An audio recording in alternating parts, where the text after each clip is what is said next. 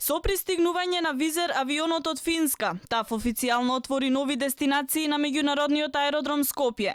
Новите дестинации се на релација Скопје-Турку и Скопје-Ларанка. Првиот лет во градот ни донесе 170 патници. Дополнително на овие летови има и две нови дестинации на Охридскиот аеродром, каде што се отворија линиите Охрид-Дортмун, отворен на почетокот на јули, и Охрид-Меминген, што ќе започне да сообраќа за 2 дена. Исто така Визер ги изненади редовните патници со нов, односно 5-ти воздухоплов во базата на Скопскиот аеродром.